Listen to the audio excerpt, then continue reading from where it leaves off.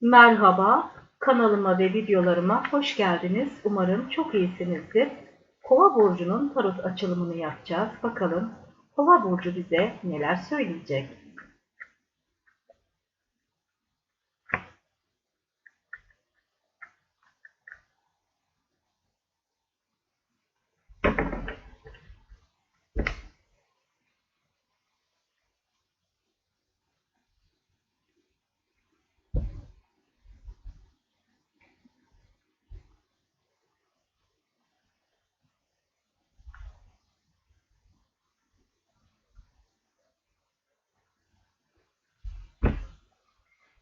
Evet arkadaşlar, Kova burcunun tarot açılımını yapacağız.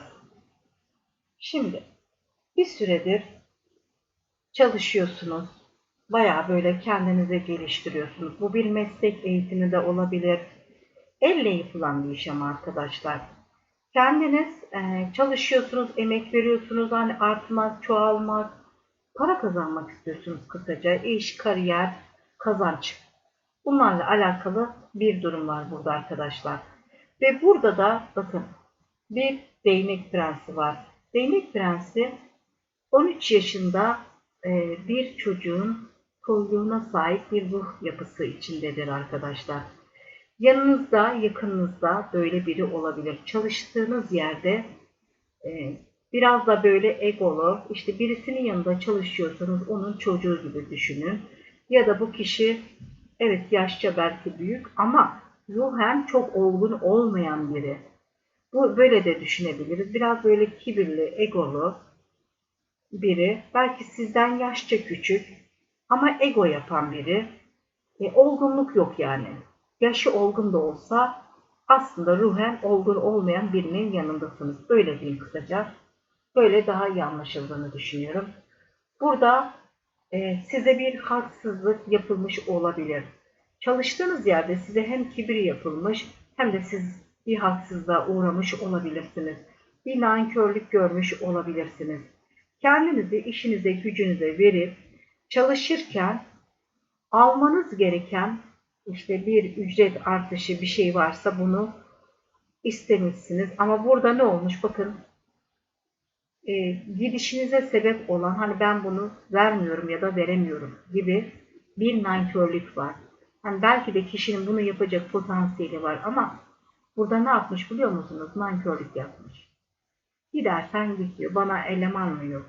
Bana çalışan mı yok? Bir sürü kişi boşta. Hani böyle kaba bir tabirle hareket etmiş biri çıktı arkadaşlar. Burada da arkadaşlar değnek yedilisiyle diyorsunuz ki ben bunun mücadelesini vereceğim. Mücadele edeceğim diyorsunuz bu konuyla alakalı. Belki hani bir tazminat alma hakkınız varsa bunu alamamış olabilirsiniz. Çok haksızlığa uğradım. Bu kadar emek verdim, bu kadar çalıştım. Ama ne kadar kolay bana nankörlük yapıldı. Ne kadar kolay beni incittiler, yok saydılar, görmezden geldiler.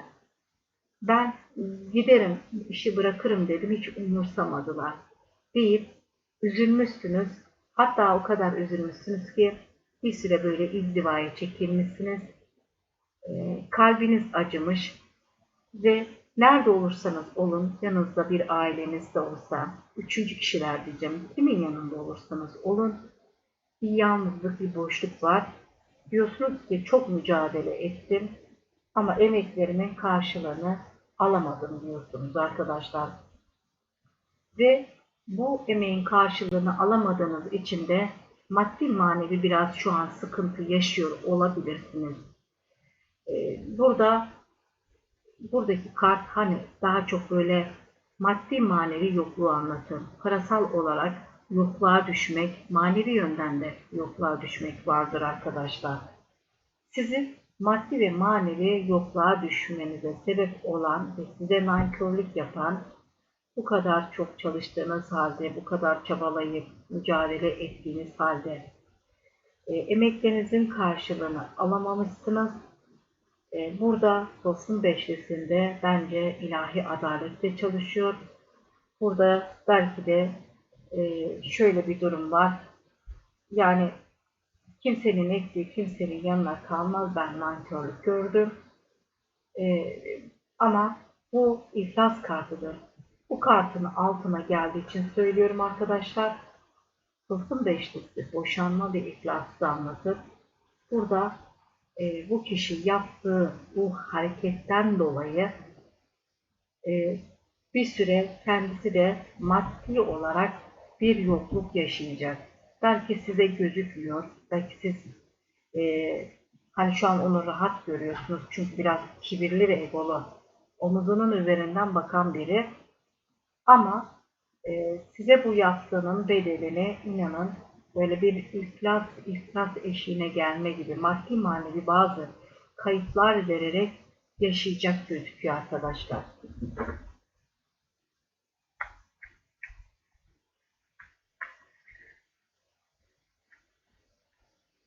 Evet arkadaşlar devam ediyoruz. Kova burcunun tarot açılımı.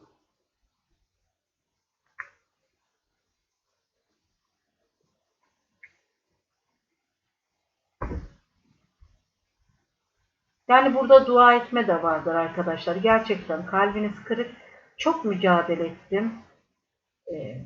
Çok çalıştım. Görmezden gelindim.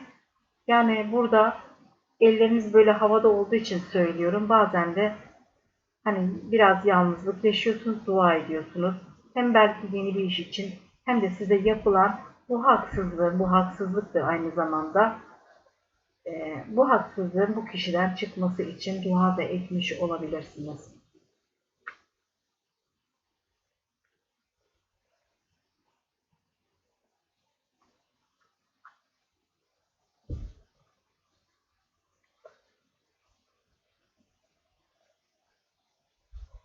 Şimdi burada da arkadaşlar iki kişi iki durum arasında kalmak vardır.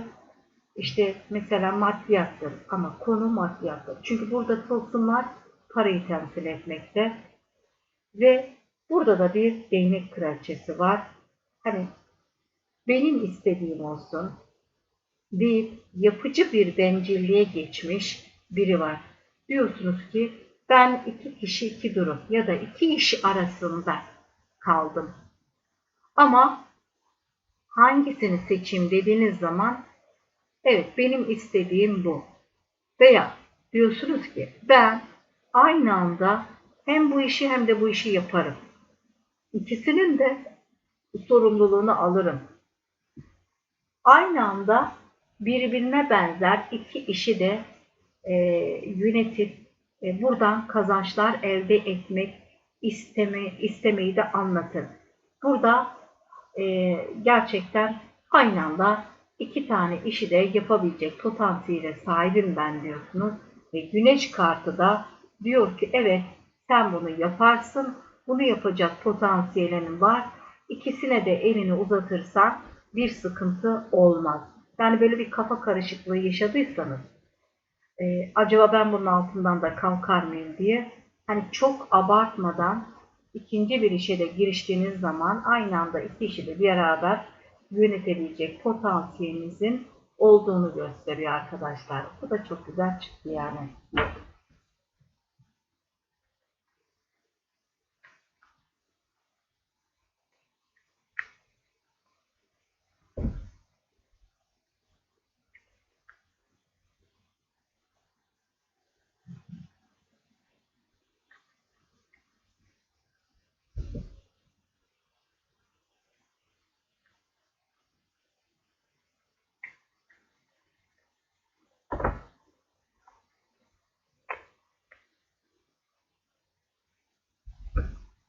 Evet arkadaşlar. Burada da tam merkezde bir tılsım kralı var. Tılsım kralı tılsımını kucağına almış, parasını, gücünü, kuvvetini almış. Artık çok rahatım diyen bir tılsım kralı var arkadaşlar. Fakat kendi konfor alanında bu kadar rahatken adaletsizlik yaptığı bir durum var. Kime yapmış? Bir imparatoriçeye yapmış. Ama imparatoriçenin hani karşısındaki kişinin bir imparatoriçe olduğunu biraz geç anlamış. Alma verme dengesini sağlayamamış. Bir tarafı beslerken bir tarafı bastırmış. Yani burada ne var biliyor musunuz? Tılsım kralı imparatoriçeye hak edişini vermemiş. Böyle bir durum çıktı arkadaşlar. Onun bir imparatoriçe olduğunu çok geç anladım diyor. Ben ona diyor yanlış yaptım. Burada adaletten de bahseder. Ben ona adaletsizlik yaptım. O çok güzel bir duruş sergiledi. Ben ne yaptım? İşte e, hep bir tarafa yatırım yaptım. Varken yok dedim. Belki böyle bir şey yaşadınız arkadaşlar. Şimdi burayı devam edelim. Bakalım burada tam olarak ne anlatılıyor.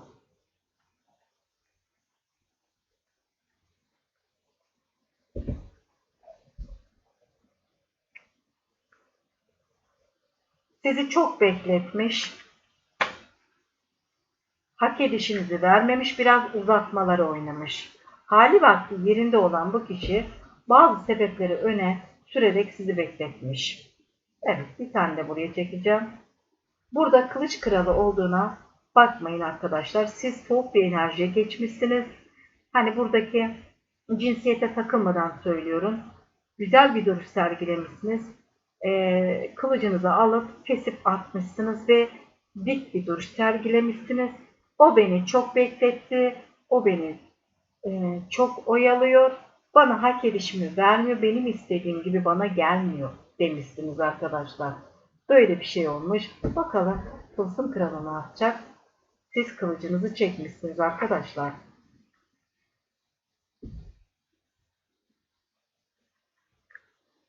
Evet diyor ki o benden sağlamlık istedi. Ona elle tutulur, gözle görünür bir teklifle gitmem lazım. Çünkü ben onu çok beklettim. Ve ben ona hak edişini vermedim. Eğer ben ona hak edişini verirsem bu işte arkadaşlar. Böyle elle tutulur, gözle görünür bir teklifle gidersem söz, nişan, evlilik aynı çatı altında olmak. Böyle bir şeyle gidersem belki bu durumu düzeltirim diyor arkadaşlar. Evet. Çünkü siz kılıcınızı çekip kesip atmışsınız. Siz nasıl kesip atıyorsanız o sizin peşinizden koşa koşa geliyor arkadaşlar. Evet. Böyle çıktı arkadaşlar. Aldım, kabul ettim ve öyle de oldu diyorum. Eğer size uyduysa sevgiyle alın, kabul edin. Uymayanları lütfen üzerinize çekmeyin. İçinden alacağınız mesajları da değerlendirin. Alma verme dengesini sağlamak adına videolarımı beğenip abone olursanız ayrıca sevinirim. Bir sonraki açılımlarda görüşmek üzere. Hoşça kalın, kendinize iyi bakın.